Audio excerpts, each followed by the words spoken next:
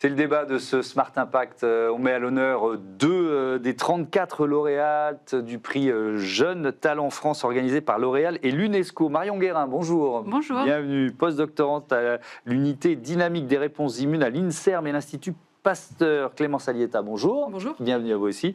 Vous êtes doctorante au laboratoire télécom, équipe électromagnétisme et antenne à l'École nationale de l'aviation civile, Université de Toulouse. Je vais commencer, après on parlera de ce prix et de ce que ça représente pour vous, mais par essayer de comprendre ce que vous faites. Marion Guérin, c'est sur quoi vous travaillez ? Alors en fait, moi je suis dans le domaine de l'immunologie associée à la cancérologie, donc c'est vraiment comprendre comment notre propre système immunitaire, qui est toujours impliqué pour se défendre contre des virus, des bactéries, peut là, dans le contexte du cancer, aider à vaincre justement les cancers. Donc il va y avoir plusieurs manières de faire et il va y avoir surtout les immunothérapies qui ont été développées il y a une dizaine d'années et mises sur le marché, qui ont une très bonne efficacité clinique. Et en fait, ça va vraiment permettre de restimuler notre propre système immunitaire pour qu'il lutte contre les cellules cancéreuses. Et vous, Clémence Alietta, sur quoi vous travaillez ? Alors sur un tout autre sujet, moi je travaille sur notre atmosphère et en particulier j'étudie les événements extrêmes qui peuvent s'y dérouler et notamment ce que je suis en train de faire en thèse porte sur le sondage des panaches de fumée de feux de forêt à partir des satellites, où on est en train d'envisager cette piste également, étudier les cyclones. Voilà, tout ce qui est un peu extrême sur Terre. Bon, on y reviendra et on rentrera dans le détail de ce que vous faites. Mais donc, ce 8 octobre, vous avez toutes les deux été distinguées par ce prix Jeunes Talents L'Oréal UNESCO pour les femmes et la science. Déjà, qu'est-ce que ça représente pour vous, la reconnaissance, le fait de passer comme ça sur un plateau télé, c'est pas rien, mais est-ce que c'est important ? Alors effectivement, je pense que c'est très important. C'est surtout très impressionnant au départ, car je pense qu'on était la majorité à ne pas en croire un seul mot quand on a été contacté par téléphone. Et non, c'est vraiment très important parce que déjà, ça permet de mettre en lumière que c'est possible de faire de la science en étant une femme. En plus, ça met en lumière aussi tous les différents domaines qu'il y a en recherche. Et après, pour nous, ça nous offre une visibilité, un réseau qui est quelque chose d'inégalable. Ouais.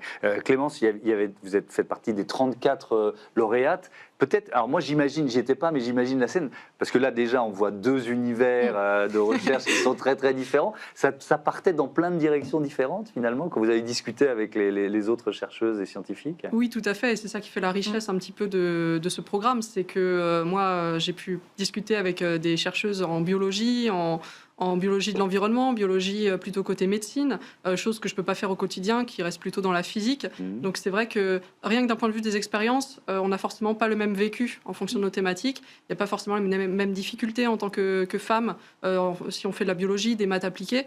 Donc non, c'était effectivement un événement très riche, parfois complexe, de se comprendre entre différentes thématiques, mais très très riche. Est-ce qu'il y a des idées de passerelles qui peuvent se créer à l'occasion d'une rencontre comme celle-là ? Ou pas forcément. Hein. Alors, ça peut.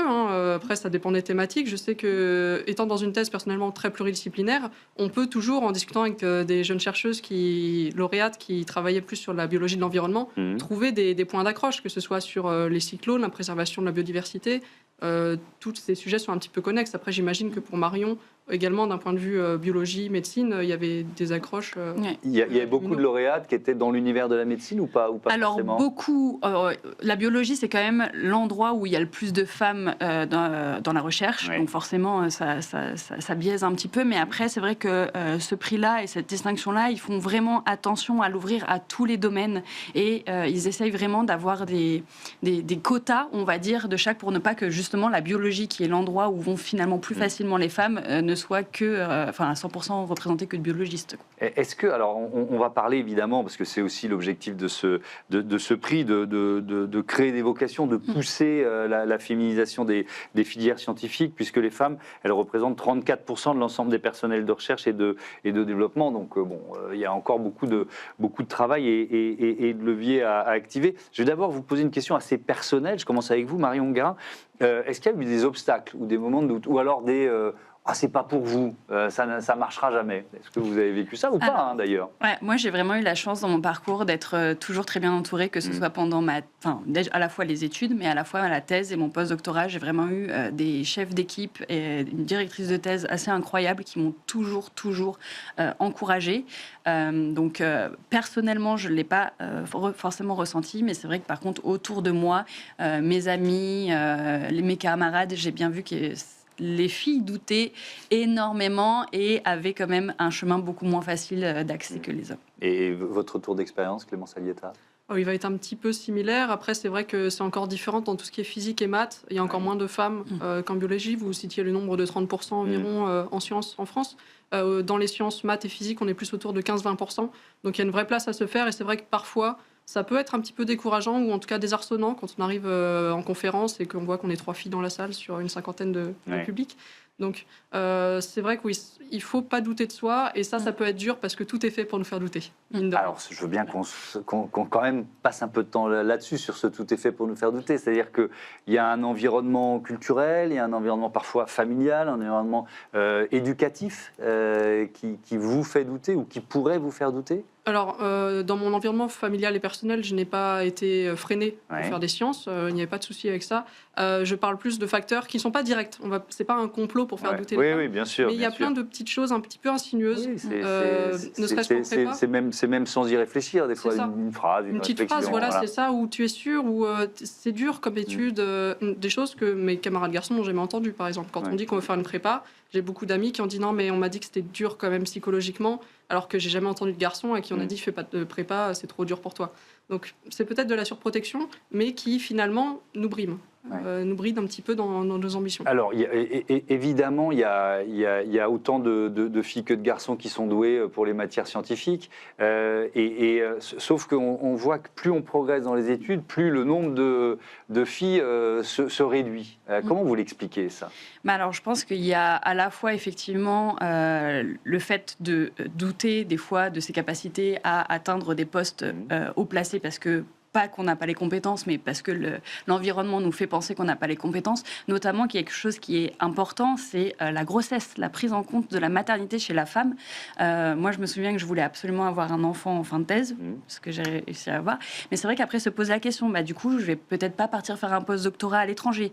Or, le post-doctorat à l'étranger, pour avoir un poste à la suite, finalement, c'est ce qu'on attend. Donc, du coup, ça demande de vraiment réfléchir, est-ce qu'on est prêt ou pas à faire ces concessions. Pareil, un congé maternité, c'est du temps d'arrêt d'un projet. On n'est jamais remplacé lorsque l'on part. Le projet nous appartient. Il n'y a que nous-mêmes qui pouvons le faire. Donc forcément, s'interrompre 6 mois, c'est non négligeable. Il va y avoir des équipes dans lesquelles les chefs d'équipe vont être très compréhensifs. D'autres équipes où c'est absolument impossible. Donc ça, c'est, je pense, aussi quelque chose qui est très, très compliqué. La possibilité de concilier vie de famille avec vie professionnelle et surtout, l'évolution de carrière, c'est quelque chose qui va être vite freiné. Mais est-ce que ça veut dire que les plans de carrière, ils ont... alors après, on peut essayer d'en sortir, mais bon, est-ce que les plans de carrière, ils ont été conçus par des hommes et pour des hommes? Alors ça, c'est une bonne question. Après, j'avoue qu'étant plus jeune que Marion, je n'ai pas encore eu ces questions à me poser, en tout cas pour ma vie personnelle. Après, c'est vrai que quand on parle des concours pour être chercheur CNRS, par exemple, le postdoc obligatoire à l'étranger, obligatoire entre guillemets, c'est une règle implicite, peut freiner, je pense, même moi, j'y réfléchis. Je me dis, est-ce que j'ai envie finalement de mettre ma vie entre parenthèses 1 an ou 2 pour aller à l'étranger, perdre mes racines, mon environnement proche, pour une carrière que je ne suis pas sûre d'avoir à la fin. Donc c'est vrai qu'il y a peut-être des choses à faire évoluer sur ce point de vue-là. Alors, je reviens sur l'objet de vos travaux, donc immunologie pour explorer l'utilisation des immunothérapies contre le cancer. On en est où? C'est-à-dire que c'est évidemment un domaine dans lequel la recherche progresse et les scientifiques travaillent en permanence, mais vous le disiez, ça y est, on commence à en voir les effets, c'est ça? Oui, effectivement. Donc, il y a eu beaucoup d'immunothérapies qui ont été mises sur le marché dans les années 2010-2015. Donc, finalement, c'est assez récent en termes de clinique par rapport à la chimio, radiothérapie qui sont là depuis des décennies. Et en fait, maintenant, on commence à en voir du coup les répercussions. Donc, il y a vraiment des effets très positifs. Ça va être une des thérapies qui, pour l'instant, permet d'obtenir les meilleurs taux de réponse dans différents cancers et du coup aussi pour à la fois des tumeurs primaires ou des tumeurs qui récidivent. Maintenant, il y a encore beaucoup de recherches à faire parce que tous les patients ne vont pas répondre ou tous les cancers ne peuvent pas forcément être pris en charge. Donc c'est vraiment important d'analyser le mécanisme d'action des immunothérapies qui sont déjà en place pour comprendre où il y a des défaillances et les améliorer, ou même travailler à créer de nouvelles immunothérapies pour faire continuer la recherche. Comment se place la France, la recherche française dans ce domaine-là ? Alors, la recherche française est assez bonne. Ouais. Il y a vraiment beaucoup d'idées qui en ressortent, des bonnes publications. On a aussi la chance d'avoir des bons instituts de recherche et des instituts de recherche qui sont aussi associés à des hôpitaux. Et par exemple, l'Institut Gustave Roussy, dans tout ce qui est essais cliniques, a vraiment une place très importante. Donc, je pense que notre place est quand même assez positive. Votre projet, il s'appelle Sparrow, c'est ça ? Oui, c'est ça. Donc, vous étudiez les panaches de fumée, notamment des incendies. Alors, on parle souvent de méga-feux. Est-ce que c'est un terme que vous employez ? Oui, c'est un terme qu'on emploie, mais il faut faire attention à quand est-ce qu'on l'emploie. On ne va pas l'employer pour tous les feux de forêt. On l'emploie en Europe pour les feux de forêt qui ont une surface brûlée de plus de 1000 hectares. Aux États-Unis, comme ils sont plus habitués à des feux de grande ampleur, eux, ils fixent le barème à 10 000 hectares pour un méga-feu. Et alors, donc, vous étudiez, vous avez commencé à en parler tout à l'heure, mais si on rentre un peu plus dans le détail, vous étudiez quoi ? Et puis, alors, pour quels usages ? Oui, alors du coup, pour la première question, qu'est-ce qu'on étudie ? On cherche à comprendre la dynamique d'un panache de fumée. Comment il évolue ? Quels sont les mécanismes qui s'y passent à l'intérieur ? Et ça, on le fait en étudiant la température, l'humidité, la pression dans le panache. Alors pourquoi ça nous intéresse, au-delà de la beauté de l'avancée de la science ? Je vais vous donner un exemple concret qui s'est passé au Portugal en 2017. Vous avez peut-être entendu parler des feux autour de la ville de Pedrógão Grande qui ont fait 67 morts. Donc c'est effectivement un drame et on cherche à éviter ça. Comment on peut l'éviter ? Ce qui s'est passé à Pedrógão, c'est que les gens étaient en train d'évacuer sur une autoroute. Le panache est passé au-dessus de l'autoroute et à l'intérieur, il y avait un processus, la formation d'un nuage d'orage dans le panache qui s'est déchargé à proximité de l'autoroute. Le problème, c'est que ça se décharge sur un sol sec. L'incendie se propage de façon soudaine, imprévisible. Les gens ont malheureusement été coincés dans leur véhicule, ce qui a conduit à de lourdes pertes humaines. Et nous, on cherche à comprendre ce qui se passe dans les panaches pour pouvoir anticiper ces phénomènes et mieux protéger les biens et les populations. Comment un panache crée un orage, quoi, c'est ça ? C'est ça, parce qu'en fait, c'est des processus avec l'humidité qui va monter dans l'atmosphère, ça va former des gouttelettes de glace, comme dans un nuage d'orage, qui va charger le panache, et donc après, on a cet éclair qui va frapper le sol.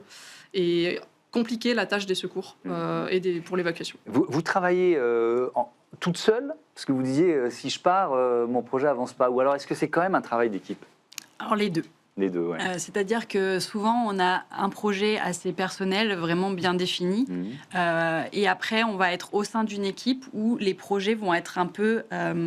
vont pouvoir se recouper. Et du coup, on va pas pouvoir partager des technologies, on va pouvoir partager des domaines de connaissances. Donc, on va pouvoir s'aider mutuellement dans la conception et la réflexion du projet. Mais après, on a quand même chacun notre propre projet. Même question. Ben oui, effectivement, c'est très... C'est pluridisciplinaire. Nous, c'est un travail d'équipe. C'est pluridisciplinaire. Surtout, effectivement, moi, je suis plus sur la partie... j'utilise les données des satellites, donc en orbite autour de la Terre. Donc, je suis plus sur la physique et les signaux de mesure. Mais on travaille fortement en synergie avec d'autres chercheurs plus spécialisés vraiment sur l'évolution du feu, que ce soit en Corse, au Portugal. Là, je vais aller au Danemark en mission. Donc, au-delà de l'aspect pluridisciplinaire et multi-équipes, c'est également des projets. Je pense que ça doit être à peu près la même chose en immuno. Internationaux. C'est vrai qu'en Europe, il y a une forte synergie au niveau des chercheurs qui fait la richesse et qui est de cet écosystème.